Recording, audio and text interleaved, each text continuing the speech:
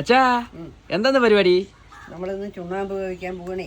ചുണ്ണാമ്പ് ചൂളിയിടാൻ അല്ലേ? ചൂളിയിടാൻ പോകണം. അത് നമ്മള് പിന്നെ കക്ക എന്ന് പറയും ചിലവര്, നമ്മള് ചുണ്ണാമ്പ് എന്ന് പറയും. ഇത്തള് വേവിക്കുക. ഇത്തള് വേവിച്ച് നമ്മളത് ആവശ്യക്കാർ വന്ന് നമ്മുടെ വീട്ടിൽ വന്ന് കൊണ്ടുപോകും. അതാണ് ഇന്ന് വരെയുള്ള ശീലം.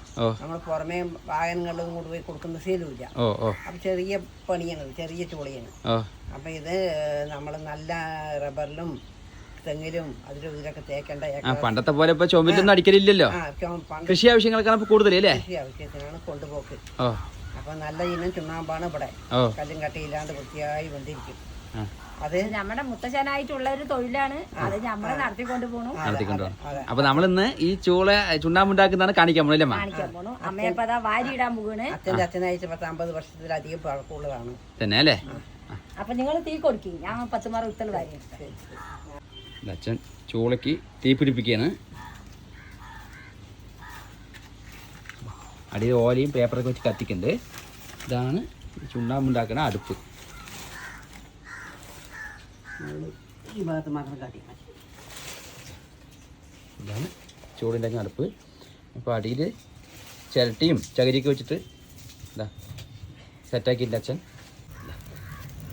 ഈ ഓല കത്തുമ്പോൾ മേലെ ആ ചിരട്ടിയും ചകിരിയൊക്കെ തീ പിടിക്കും. എന്നിട്ട് അതിന് മേലെ നമ്മൾ ഇത്തളും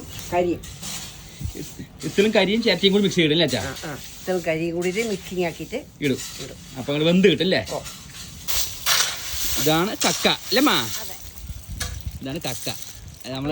നമ്മൾക്ക് ഒരു അടുപ്പിന് ഒരു 12 മുറം അതേപോലെ 12 മുറം കരിയാണ് നമ്മൾ ചേർത്താറുള്ളത്. അപ്പൊ അത് രണ്ടും കൂടി നമ്മൾ കലർത്തി മിക്സ് ചെയ്തിട്ട് അടുപ്പിട്ട് കൊടുക്കും. ഇന്ന് ഈ നേരത്തെ ഇട്ടാ നാളെ ഈ നേരത്തെ ആയി കിട്ടുള്ളൂ. 24 മണിക്കൂർ വേണം.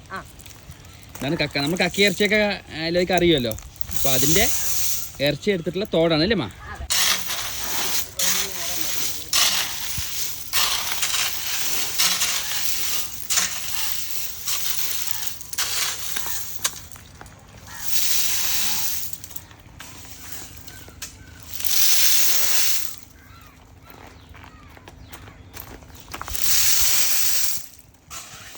അടുപ്പൊക്കെ കത്തി സെറ്റായിട്ടുണ്ട്.